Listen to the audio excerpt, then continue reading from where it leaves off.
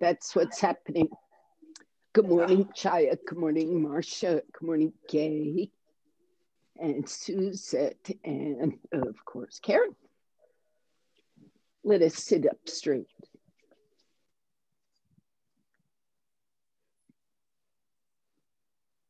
Make yourself tall. You have to locate the ground in your consciousness, everything that's in contact with it.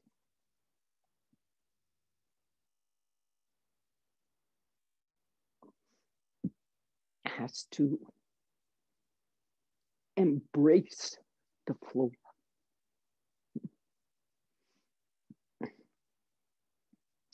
So essentially, the lower limb releases from its root in the pelvis, the buttocks and legs release toward the feet, toward the ground. That's kind of two directions. They combine. The arms release away from the spine and toward the ground. It's also two directions. It's kind of a spreading release and downward. Even in the back spreads and settles down. It's not just the arms that settle.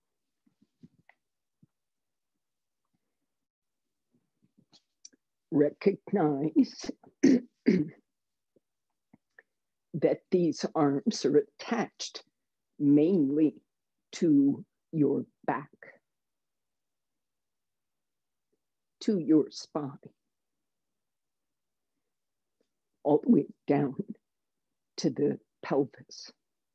So all these arm and leg muscles in the trunk and the limbs release away from the spine and toward the ground. The spine itself, as at the beginning, stretches up. So that interior lifts, exterior settles. And inside this, in the core, the nervous system from the senses and brain cells in the head, all that nervous system releases down, away from the crown of the head into arms that wash, releases from the brain down the spine, out the arms, out the legs.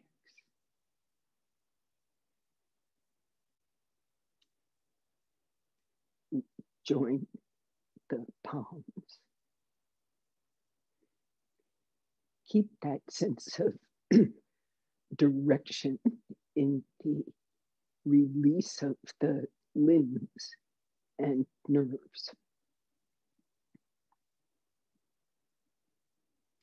And then draw your attention in to the center of you behind your thumbs.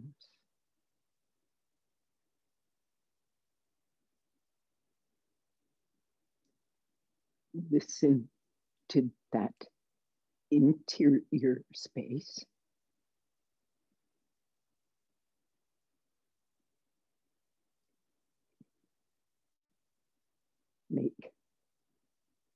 Follow the sound of your exhalation and turn that sound into a single syllable that you are listening closely to.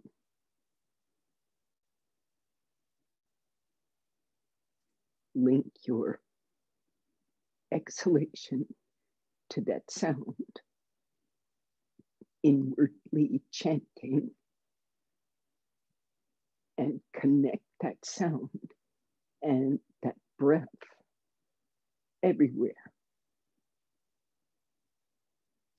Pelvis, abdomen, chest, throat, head, spine, arms, legs.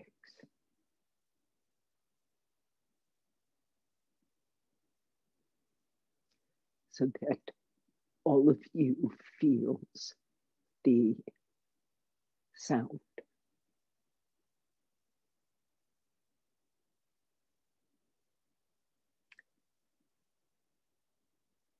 In this way, pay homage to the practice of yoga and to that root teacher, Patanjali.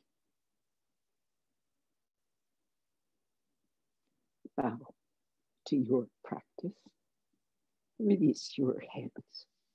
Raise your head. Open your eyes. Stretch your legs. Okay. I'm turning sideways and I'm changing, right?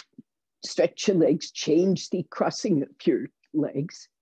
And once you see what I'm doing, you too turn sideways so I see you in profile. But watch first. You have to sit straight. You have to move these shoulders to the back body. Where my hands are, where my finger, oh, can you see my finger? Yeah. This is basically the front edge of where my kind of shoulder line is. Behind this is shoulder muscles, right? What's in front of this is ribs. All this part is, now there's the pectoral muscle. I'm talking down here. Take the shoulder socket back, shoulder blade back, broaden the collarbones, and make it so you can feel these back muscles. Then you stretch up. Most of us stretching up, the back comes into that shoulder girdle. I want the shoulder girdle to be distinctly on your back and the rib cage distinctly in front, just expanding in front. Okay, so interlock your fingers, it helps. Oh, sorry, first take your arms to the floor, fingers to the floor beside you, and come up through that arm, move the shoulder socket backward. Chaya, it would be wonderful if your over sweater would come off. Thank you. If it's not too cold for you. And then take those, hopefully you feel the engagement of those shoulder blades here. Sit down, stretch up, then turn your palms, take your arms up, go slowly, use your triceps. There will be a place where it gets difficult for you. So for people like Cheryl, it is a bit lower down in the spine. If you sat on a blanket, Cheryl, that lumbar thoracic juncture would get more comfy. And Gay, it's like a lot of people, Gay, Marcia, Suzette, it's this armpit part that has to get further back. And when this armpit gets further back, the muscles that have to, where's my strap? The muscles that have to wake up are right here at the lower shoulder blade spine. Right here has to move in and stretch up. Got to wake up that base of the shoulder blade and lift up. So it's slightly below that belt mark, Cheryl, but your blanket height is helping. Okay, so I want you to make this supreme effort to locate that stiffness and not exaggerate the easy place. So Marcia's letting the upper lumbars come forward a bit much. You need to keep this part of the back descending, but above it has to come in. So we're going to try a different pose, but you see the difficulty getting better, Cheryl, but pick up T1, 2, 3. Sorry, L1, 2, 3. Wrong letter. L1, 2, 3. I don't think it's your shirt. I think it's you. L1, 2, 3. Come out. That's better in the lumbars, Marcia, but shoulders tight. So let's do more shoulder activation. In Louis, speak, say. I'll just let you know I've injured my shoulder doing yoga Monday, and so my shoulder's really sore. Well, please take care of it. Tell me what happened. I'm not sure. We did a lot of shoulders Monday, and I went up to a handstand as well, and hadn't done that for a while. But it didn't hurt when I was doing it. It just all hurt afterwards. So. All right. So keep. I know I've injured the muscle around it. Huh? Stay away from the joint. Okay. Right? Stay, whatever you do not irritate that joint. But let's find a way of getting to work on this part. Okay. That can help relieve the joint. All right. Okay. Whoops. Sorry. Whoops, sorry. I'm also going to mute you, Beg. Oh, you did, okay. So, effort number 2.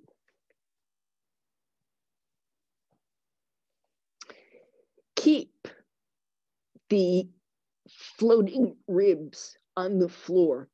There's this line at the base of the rib cage, goes from the sternum down the side. You can feel the rib cage border. Okay, so that V basically from the navel to the sternum, that's actually what we're calling the abdomen, just so you know, as a compartment between the diaphragm and the navel. So this bony border has a bottom right here, okay? So here you are on the floor, and right where my fingers are pointing is the bony bottom of the rib cage. And here's a short waist, and here's my pelvis. Here's my hip sockets and pubis right here. Top pelvis, bottom of the ribs. So what I want to do, and watch Marcia, keep your shoulders safe. You got to figure out where your hands need to go for your comfort in lifting that shoulder socket. It has to be lifted, okay? Not rolling forward. And down the back. So whoever you are, you're thinking like that. Shoulder socket toward the back and away from the skull. Right. Now I keep those floating ribs on the floor and I drag them forward to move my sternum to, as nearly as I can, vertical. I can't remove my arm here too much, but the sternum wants to try to turn to vertical. This means this lower band of the thoracic has to wake up. Go. Bhujangasana, part 1. Stretch your legs. Flatten your trunk down on the floor. Put that belly down. Put your tailbone, hip sockets down. Stretch your legs straight. Now, the first thing you, head down, forehead down. The first thing you practice is the movement of that shoulder girdle, those shoulder sockets, without moving the head or the spine or the trunk. Just lift those shoulder sockets. Feel their mobility. No head lift, just shoulder girdle. Wiggle them up, move them away from the skull so you feel the distinct muscles. Now, engage them away from the skull, away from the spine. Keep your navel on the floor. Navel and the sides of the navel all the way out to those low ribs on the floor, but drag it forward and pick your sternum up to vertical. Your head will follow. Move your ribs forward. You are targeting the difficult part of your spine. Keep that navel down. Press the navel, in fact, press the pelvis, stretch the legs, move the ribs forward, turn until you find the ability to coil those ribs, lower shoulder blades, lower band of ribs. Come out, rest. Okay, even now, if that was a load of work on your back muscles, back shoulder muscles, I'm happy. If it was lumbar, I'm not happy. You have to stretch more, or you have to do some repetitions to loosen it up. So watch this for a second. You've stretched your legs. You pull those ribs as far away from the hips as you can. So you make this length as long as possible. Then, however you're going to do it, if you're going to go farther, let me suggest you keep your hands down around shoulder or mid-chest height. Elbows up, move the joints back, keep that length. Use the arm to pull your ribs forward, turn, digging in. So this is where we left off.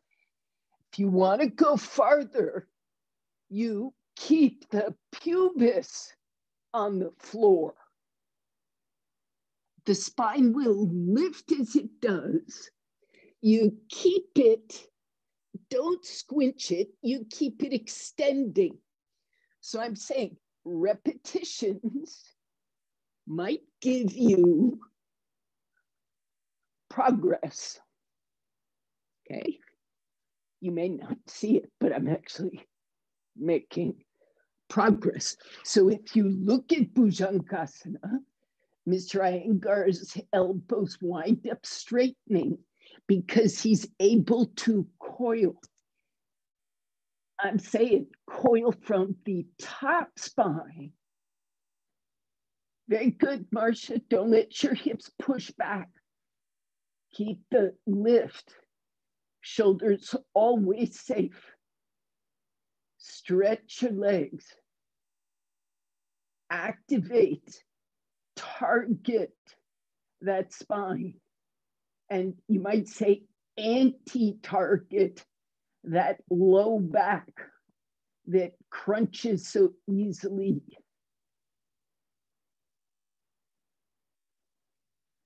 So Marcia, you might think that think of it this way, in the complicated anatomy of the shoulder, if this part's injured, the opposite part needs some strengthening to take the pressure off. So you're just, do you perceive that? Does this activation help in any way? Yes? Good. Keep it up. So whatever shape of, whatever arm position you're in, you have to keep that shoulder socket in its proper place. That means the arm bone and the shoulder blade. So some of you may be able to get, if you pick your hand position properly and really coil that spine, you may get to a straight arm position. You must notice how much that back arm is working. So when, and if it ever does straighten, you don't just relax the arm and turn it into a stick. It continues its triceps work, shoulder girdle work to keep that arm bone back. Do you want me to show you the picture of Mr. Iyengar's Bhujangasana again so you see the coiling he does?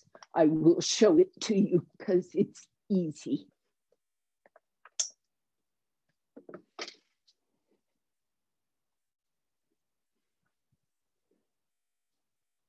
Have a look.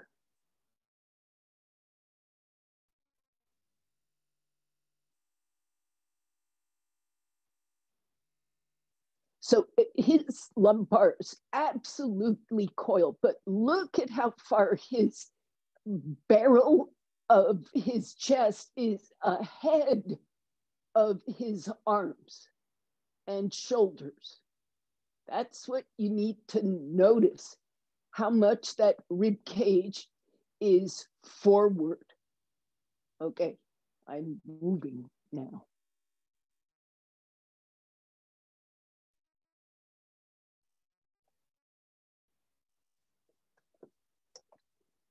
Now, it's been pointed out to me that because Iyengar, this is Prashant talking, because Iyengar was posing for cameras instead of doing, actual asana in the sense of the attention being inward and focused, and his awareness of posture is very different in that photograph compared to an actual practice. So don't get the idea that you're looking at BKS Iyengar in his practice.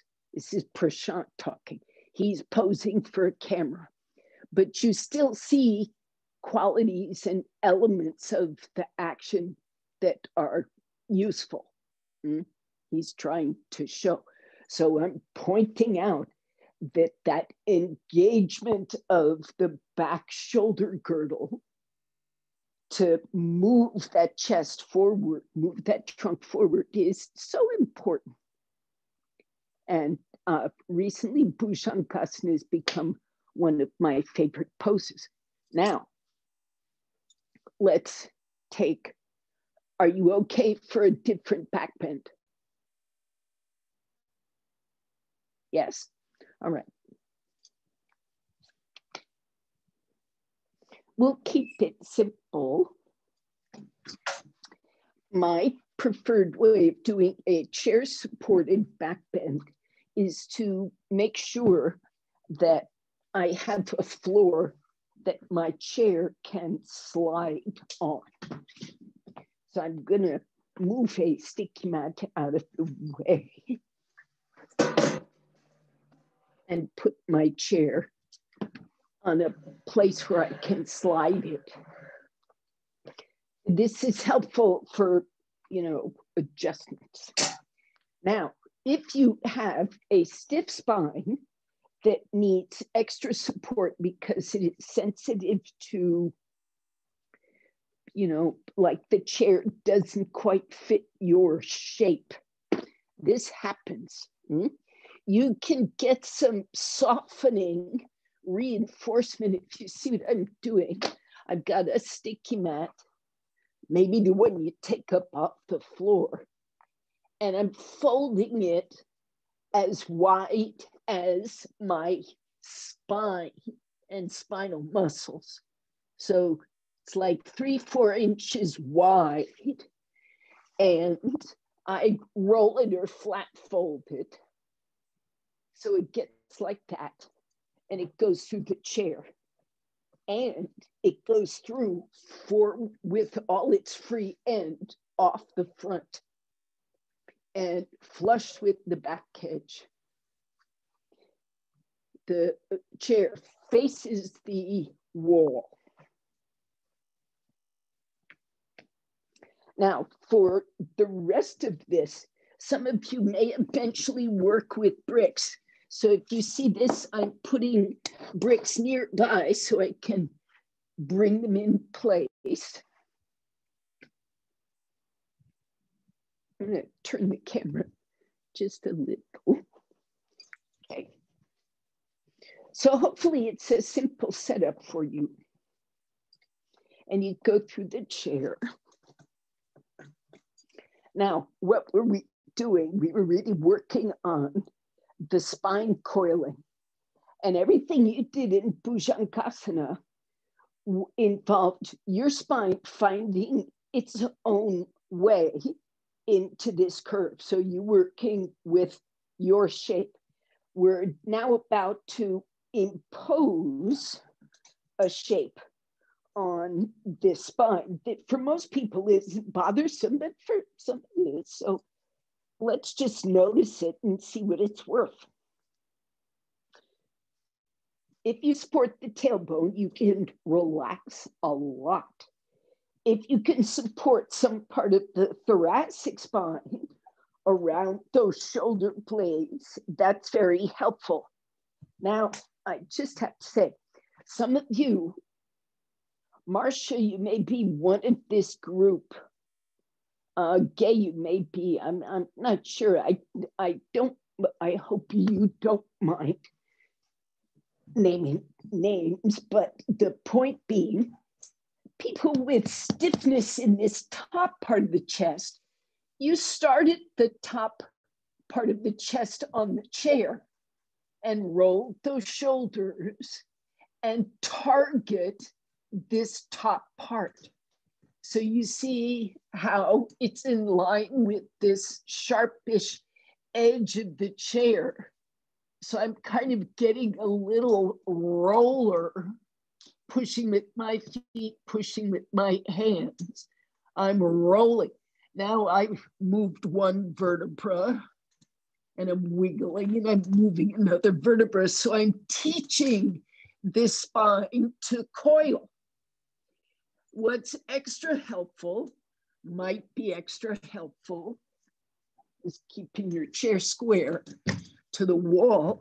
And once you get down to the lower shoulder blades, you can push the wall. And this is like Bhujangasana. And if you push with your feet, you kind of keep your spine as you want it to be. So sometimes it's unpleasant to leave your tailbone down. So push your feet down, pick your tailbone up and coil. Okay. Go over that chair, bend your elbows, Marcia. Get the hands about shoulder height. Don't be so close to the wall that you feel claustrophobic.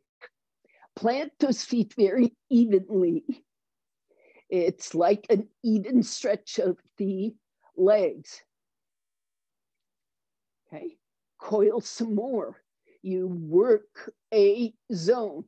Now, Cheryl, who like me has a very straight thoracic spine, you might not give so much time unless it's just that C7, T1 That's like your place to think about. But below that might be something you sort of make a bow to and pass through, if that makes sense. People with flat, already very mobile upper thoracic spine, you target your place. You've got a resistance spot. Go be there. Push with the feet, push with the arms, take the shoulder blades away from the skull. Keep that back broad. You're not exactly trying to squeeze your spine, but you've got to get that shoulder girdle on the back where it can support you. No cramps, just activation. Go farther, coil one more vertebra down. Some of you can coil much farther. The head could go toward the floor. Come up. Make your way up. Prepare to come up. Consider your position. Make sure your hips are on the chair. Inhale. Come up. Okay. Shoulders okay, Marcia, just checking in. All right. Anybody else? Y'all okay? Okay. So watch, pushing up to Urdhva Dhanurasana. Now, you don't have to do the whole pose, but the chair allows you to work by stages that are tolerable, I hope. As before, we're going to pick up where we left off. Tailbone. We're actually going to repeat, but maybe faster. So coil, coil, coil, coil, coil. Have to take my glasses off. I coil, and I get down to the lower shoulder blades. Okay, and I come away from the wall a bit, and I crawl down. Now you do this slowly, everybody, so you're observant of the rule about this shoulder. It's not going toward the head. You're not reaching the elbow and the arm toward the wall. It's staying toward the chair. Do you see this? Toward the chair and away from the skull. So I'm kind of pushing with my arms to keep that shoulder blade against the chair as I come down. Now you go as far as you're gonna go. So I'm gonna go fingertips to the floor. Once you're here, keep that shoulder blade on the back. Press your heels, raise them up. Keep your shoulder blades pushing the chair. So many of you will stop here. Others of you can straighten that arm, those arms. With the shoulder girdle on the back and the chest forward, Urdhva Dhanurasana becomes possible. So, wear my glasses. Go to work.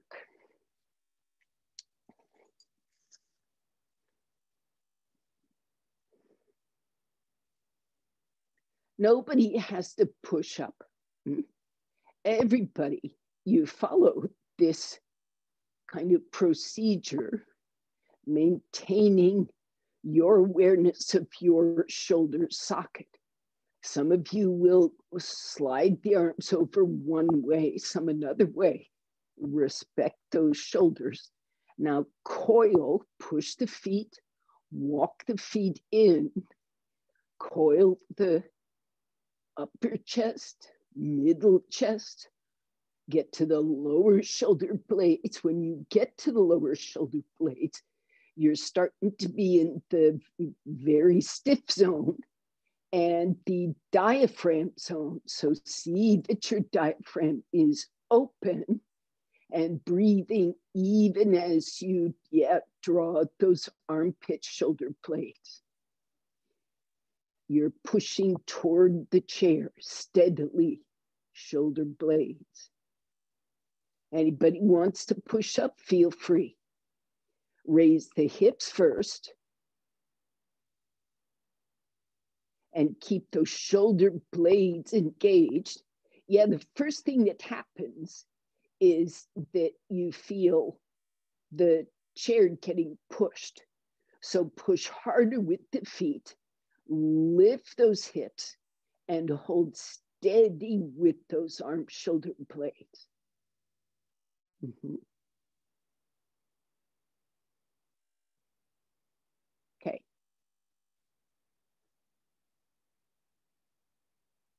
Some of you are using brick props at the wall. This is fine if there is stability there.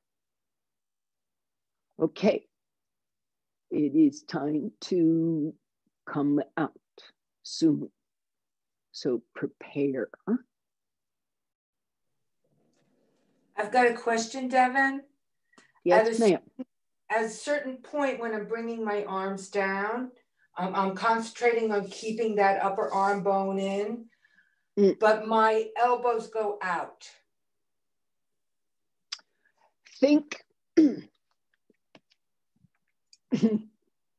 Okay, so, we get very strongly taught. Let me see, I'll turn the chair. We get taught when you take your arms overhead, keep the elbows in. It's like Shirshasana. Mm-hmm. Keep your elbows in as you go over. But if you see this, my hands come together. This is the same thing. Do you see it? Yeah, so the elbows okay. do. Yeah. So let me say that it's the arm position, the elbow position is less important than this shoulder socket, shoulder blade. Okay.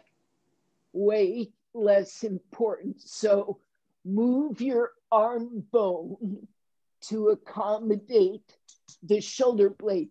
To that effect, guess what? George Purvis, who is just a world-class backbender with the greatest backbenders, Patricia Walden, George Purvis, he teaches what he calls the chicken wing approach.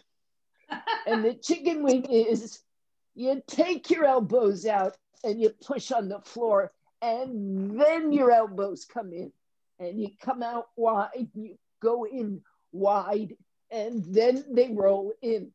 And the point of that is to get your shoulder blades where you need them. Okay. If you go like this, many people's shoulder blades go way too wide. They need to be on your back.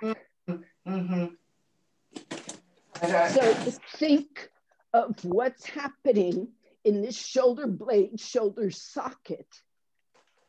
And the elbow is, the elbow comes in after that shoulder blade, shoulder girdle positioning. Uh-huh. Yeah, and if there's an injury, I'm sorry, speak gay. Did I misunderstand you? I had my chair on the wooden floor. I thought that's what you said. And then when I lifted up, it moved. You didn't misunderstand. Here's why it moves. I want you to bring your feet in closer to the chair. You can't put it on a sticky mat day. Do you see where my feet are? Yes, yes. Okay. Now, if I'm stiff, this is kind of how I work, right? Arms straight, not far down the wall. Right. Now, chair's not going anywhere. Are your heels stopping it? Absolutely. Okay, thank you. Now, you can also put it on a sticky mat, but you just have to know how far away from the wall to get, or you've got to do all this, you know, fussing. And for me, it's too much fussing. So I just brace with my heels. Okay, thank you. Now, in theory, Marcia, those heels should be on the floor. I hope that works, Gay. Sticky mat is fine.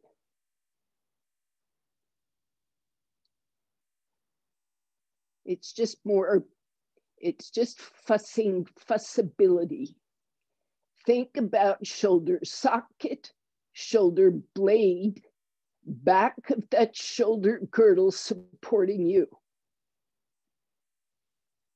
Keep the arm bone doing the safe thing. Elbow out, elbow in, elbow up, elbow down, but move it toward the socket. In the end, when the arm is straight, that triceps rolls in, the elbow straightens, the lines, all the lines straighten. That's looking more open, Marcia. Armpits, chest wall, more open. Up more, Cheryl, yes. Armpit, top chest, open. That's a nice curve, Cheryl.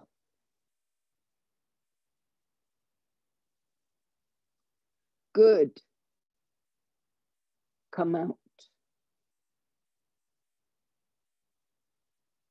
Are you okay? Okay. Now, Marcia, if you get sore, I sincerely hope it is not in an injury spot, but really that you've got this kind of broad sense of strengthening or awakening back here in the opposing, the opposite place to the injury. Now we need some quiet poses. So I still want you active, at least at first. So take a long, that is to say, in space between feet and hands, a long dog pose.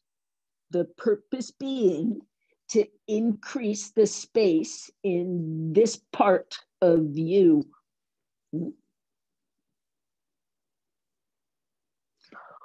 Also, you get a sense, if you've been doing this, that that back shoulder girdle spreads out, opens up, and starts being kind of, you might say, slidable. It slides against the ribs toward the arms, and the ribs slide in the other direction toward the hips. You get some distinction between those layers. Good, Marcia, the armpit chest looks much more open right now. Now, either in the position you're presently in, or you walk your feet slightly closer, but stretch from the top pelvis buttocks down to the heels. So that back body, all that back musculature gets pulled long and open. It's not that the lumbar vertebra bump up. In theory, they don't. In theory, they stay open. But you're emphasizing the posterior surface. Now, come out and take Adho Mukha. Adho Mukha Virasana.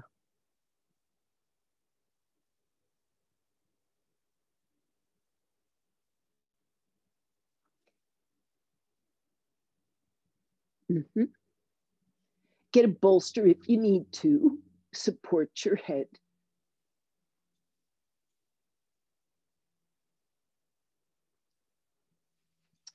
So Upavishta, Adho Mukha Virasana. Now you're gonna take, with a bolster or with blankets or with nothing, it's your spine and your comfort and your low back. You may take a bolster to one side and stretch out. Parshva Upavishta Konasana. Now, some of you, because the low back is irritable, you may take a small, and I mean small is all you need, blanket roll right in the pelvic region. And what that's going to do, and if you press it in there, it's going to lift this sacral lumbar region and spread it out further. So if it, for some reason, feels like it went too far in, you can give it a rest here. And you take Parshva Adho Mukha Virasana. And then you change sides. And you brace as needed. So those shoulders, shoulder sockets, back ribs, back spine is allowed to spread and lengthen. Keep the opposite buttock down. And keep, this is an, stretch the shin, lengthen the thigh, both legs.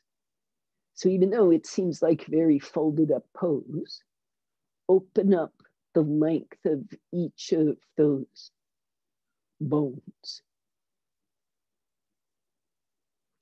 Now come up, back to the center and come up. All right, now I think I'm gonna put my stuff back down on the floor. You need to sit in Upavishta Konasana. That is the pose where the legs are apart and you sit.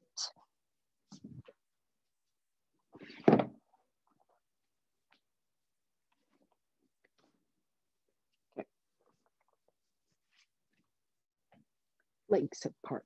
Of course, have a blanket under the hips as you might need. Make it so that spine has ease in lifting. So an extra blanket. Sorry about the cat. This knee is straight, like the other knee. Sit up straight. Lift those ribs. Breathe fully and freely. Pelvically, abdominally, chest, throat, head, spine. Turn to the right.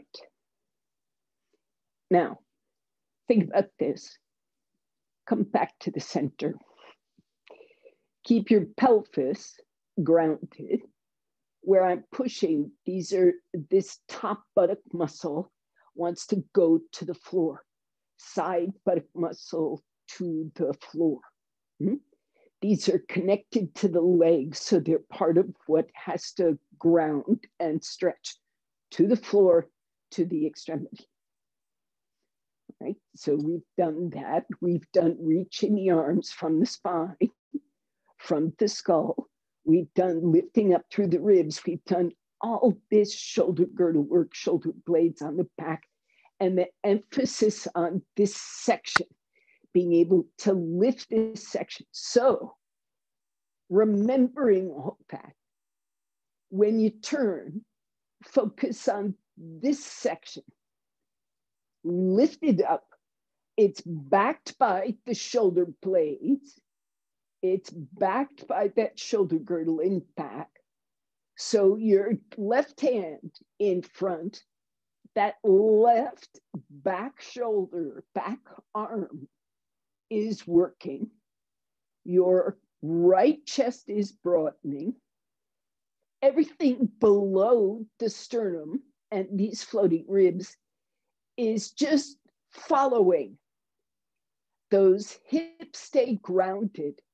The abdomen, the pelvis and abdomen inner body is lengthening and turning, but it's being brought by the movement of those upper ribs. Come out, stay tall, ground your thighs, change sides. So recognize from basically this sternum line and up is where, you ever look at bodybuilders? They just instantly, the shoulder girdle expands right here. They've got a lot of muscles down here, but when they really build, it's around these shoulder blades, right? These shoulder blades are here, okay?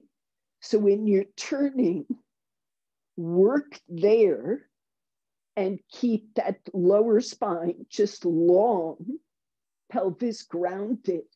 Use the arms away from the spine, away from the skull, push down, lift that top chest and turn it. The head and neck are just going to follow. Now come out.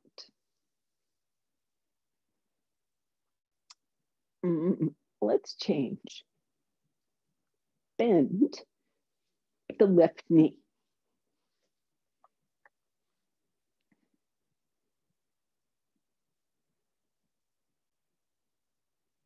Okay.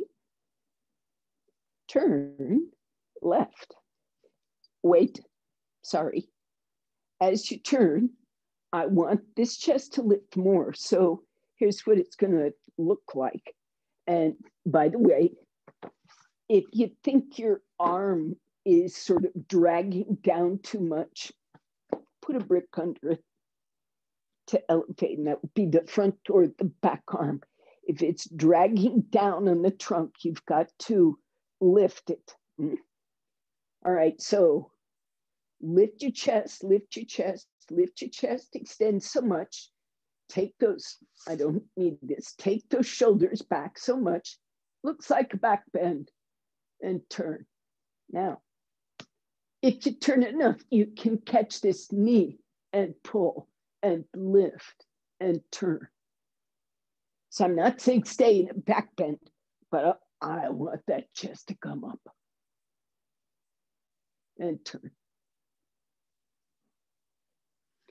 Don't have to look up, but you gotta lift your chest. Keep the right buttock down, right buttock down, right back long.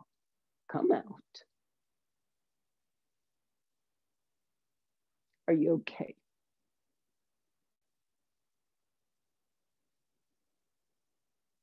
Let's see.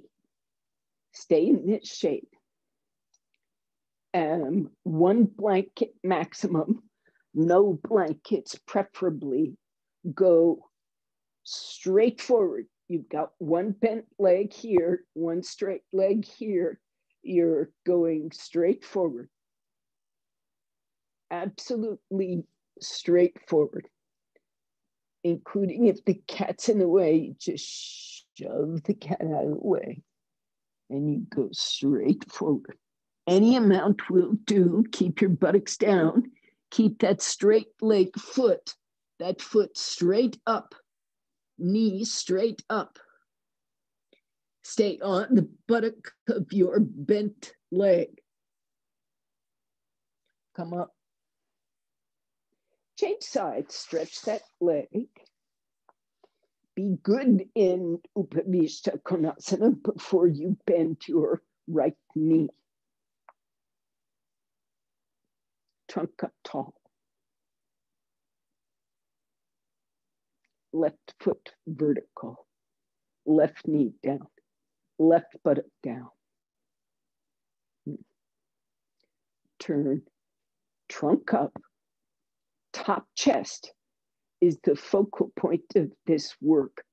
In other words, this pelvis here is staying structurally neutral. If anything, this right side of the pelvis is conscious of a slight counter rotation to counter the effects of the chest turning. Lift your chest. If there is stiffness, don't turn the head. Just keep lifting and sorting. Where's the trouble? How do I get out of it before you go too far? Lift as you're able. Get that sternum up in something remembering a back bend, and turn. And then come back out. You can cross that hand over to the outer knee if it is helping. You can get that. Then you come back out and you figure out where the center is. So a lot of us get distracted a little bit and the pelvis goes crooked. So put it back and go forward. Any amount. So if you have a tight hip, tight knee, and this is as far as you go, excellent. Don't make the one side catch up with the other if there is an injury. Be patient. Keep the straight leg stretching. Keep lengthening the bones of both legs. Your straight leg sort of thinks naturally in terms of length. The bent leg thinks naturally in terms of shortness. Make it long again.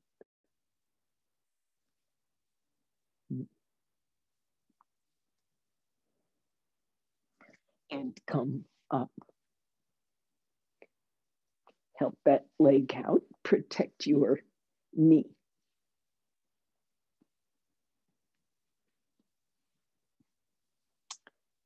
Bend the left leg again. Watch. I'm going to combine the two. You might, beg pardon, need a strap. You might need a brick.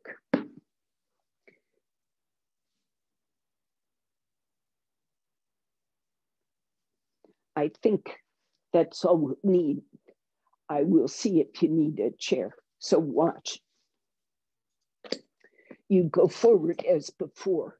It's really only, it's very helpful if you can get your elbows on the floor, but it's not a requirement. You go as far forward as you can and you start going sideways. In going sideways, you now have to be much more active through this leg and this leg.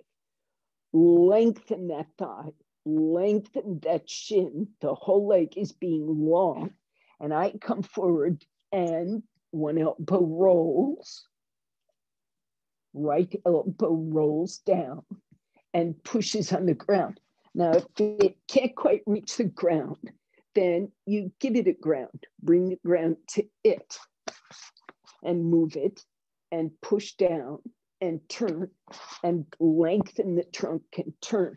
At a certain point, you can either catch your foot or you catch a strap around your foot. And you use that strap to draw out the length of the trunk and turn the ribs. So let's say you're in a partial an approach pose like this, your top arm will come overhead like Parshva Konasana. And if you can go lower, you do. And if you can catch your foot, you do. And if you can catch your foot, you've got to turn your ribs. You've got to lift that chest and take your arm over. And this is so helpful. Don't let that shoulder roll forward. Keep that arm pit on your back. That's going to help you take that top shoulder blade back and come out. Now, change sides, but some of you are leaving this top elbow bent. At a certain point, you got to straighten that arm. It does one of two things. It either straightens his chair as a helper by the way. So I go forward and I go over and I go over, and I'm in a pose where I can't get super long and I can't catch that foot without wrecking the shoulder action. So you have two choices. In both cases, that shoulder socket, arm pit, shoulder, I'm pointing to my shoulder blade, that edge of my shoulder blade has to go back. So I'm actually moving the shoulder girdle, okay? Then the arm goes over. You're worried about your shoulder. The elbow goes bent. You're protecting the socket. Eventually, though, it straightens. Maybe it catches some part of the chair, which can help a lot. Touching the hand on something at the end can be very helpful in organizing the shoulder and chest. You got to straighten the arm, or you got to catch hold of something and roll that shoulder. Stretch your legs, lengthen both legs, especially the thigh of the bent leg. Reach out there.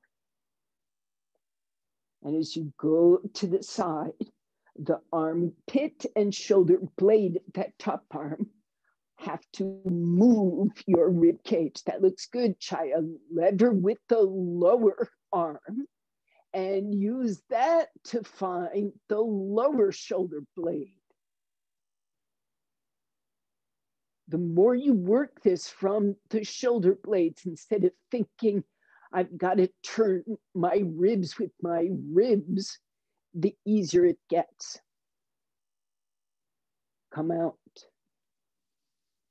Use that chair under your arm or the wall or something to catch hold of. Okay. Yeah. Yes.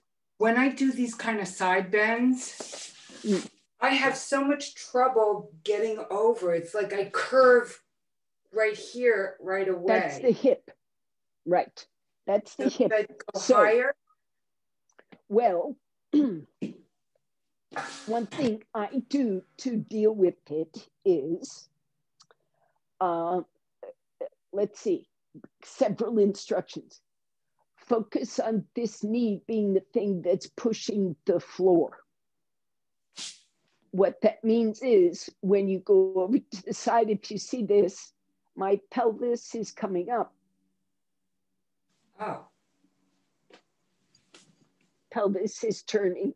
When you look at it from the back, I am not keeping that buttock down. I'm keeping the knee down. Okay, so getting more space between my pelvis and my knee. Hips, it's the hips, my dear. It's the hips. Okie doke. Can't go far, but I feel it. Okay. Push that knee down. So a lot of us, we actually have to learn this.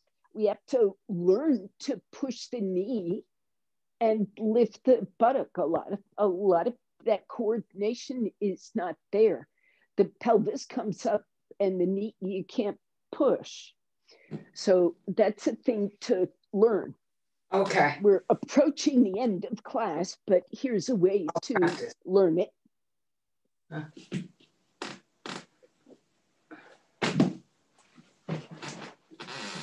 Now, big roll. Big roll. So a distinct lift under the knee, and it's got to be under the shin and the thigh, and push. Find out how to push. Can you push there? Yeah, it's just starting. Okay. Yeah. All right. Learn to push there. You can actually learn to do the whole, Parsva and Pravrita with that knee support. Yes, that's looking better. Push there, Marcia. Push with the knee. Put padding under the knee itself. Not shin. Yeah, or raise it as high as necessary, right? Fold that blanket if you need to. So you want to feel the length of the bone and the sense of direction.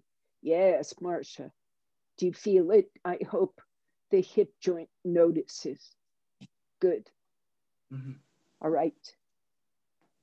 This is the usefulness of grounding. Here is, that word, the ground. Okay, now it's 9:08. We have to wind it up. So, props out of the way, except for a brick or two and a blanket or two. Now, let me say about blankets. If you have a big blanket, you need to fold it smaller.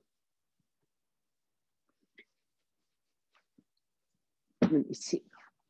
Here is a striped blanket. So you get the picture of what I'm doing. Featureless white blankets are often confusing. So here's a blanket, like a regular fold. I'm going to fold it in half so it looks like this. I am not folding it like this. I am folding it. Somebody I know calls this book fold because it looks like a book. Now, watch this. The long side of book fold fits across my shoulders. Okay. Take book fold. This is not a big blanket. It's a tiny blanket, but it still fits. Okay. Make sure it fits. Put that blanket down. And have a brick or two. Flexible people, 2 bricks for sure. Less flexible people, 1 brick for sure, maybe 2. The shoulders go on this blanket. Now, people with stiff shoulders, a belt is going to come in handy, or being symmetrical so that you can hold the sides of the sticky mat. Either way, a strap or sides of sticky mat. Bring your heels in very close. Raise the heels so you get the height of the foot and the ankle and the shin. And come up, pushing your toes down. Heels up, lift those shins.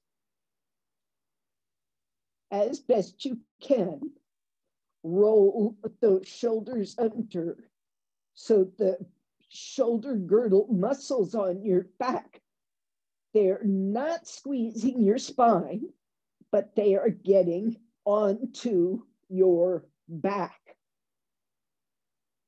and lifting it. So side ribs lift. Lower ribs, lower side ribs, excuse me, Kat. Middle side ribs, top side ribs. Lift them up. Now come out, rest. Next time in, with those shins so tall, you might be able to do this. Here's the 2 brick support. Please watch. So tippy toe feet, hips up as high as I can figure out how to do. Brick 1 goes, if you see this, it goes underneath my low back and sacrum, does not go under my tailbone. Block 2, I go up, I'm gonna check that with my back, and then I go back up again, and I put block 2 on top of that first brick and under my sacrum. So if you see, I have barely any room left on that brick to place the top brick. So you really need to place the base brick high.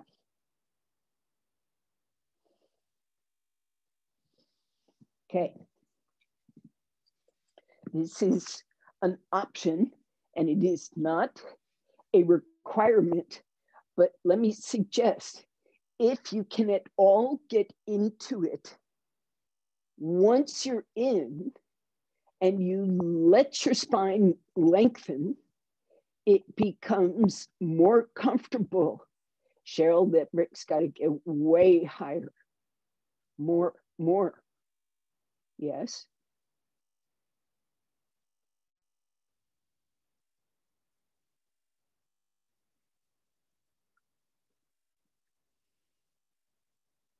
Foam bricks are not very helpful, Marcia, because they bend and deform under your weight. So it's difficult, and it makes you fight with your neck and shoulders quite a bit. Now, Suzette, if you walked your feet in a tiny bit closer, I bet you'd do great. And then heel super high. There it is. Yep. Now, as the spine lengthens, the heels can come down. As the ribs lift, shoulder blades lift, chest opened. It is the rare person who can straighten the legs here. So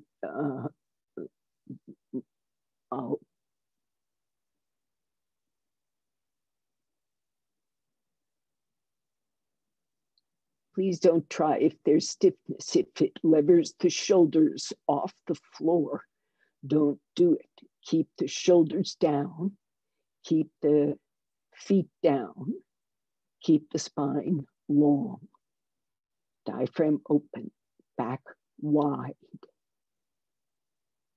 throat soft. Now, technically, it's 9:15. So some of you may wish to come out because you need to proceed with your day, and others may stay.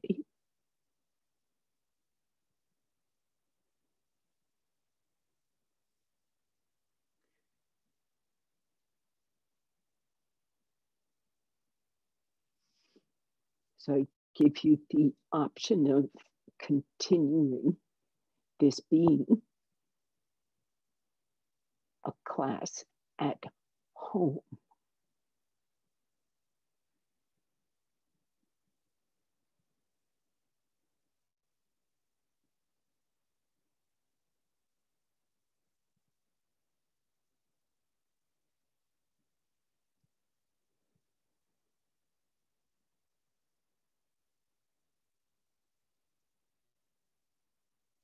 So if you can, if this class has been helpful to you in this Setubanta that some of you are still in, you can relax mostly everything and just keep that shoulder girdle, arm structure, shoulder girdle in place.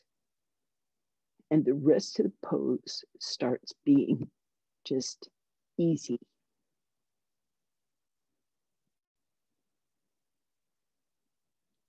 The chest moves freely. The throat is soft. Brain, abdomen, pelvis, spine, soft.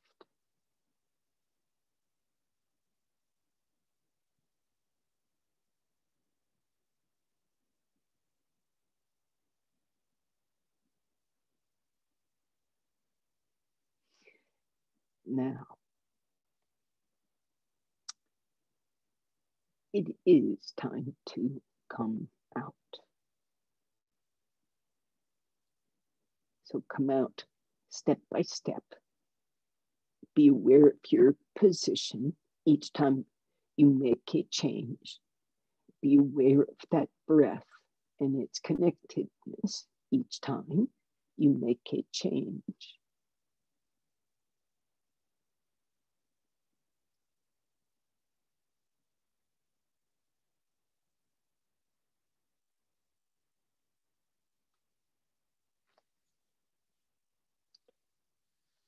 Now, it being Wednesday morning, I have a commitment in a few minutes on a different channel.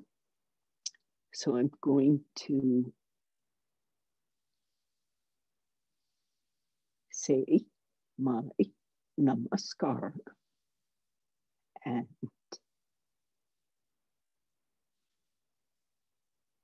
thank you for being here. Namaskar.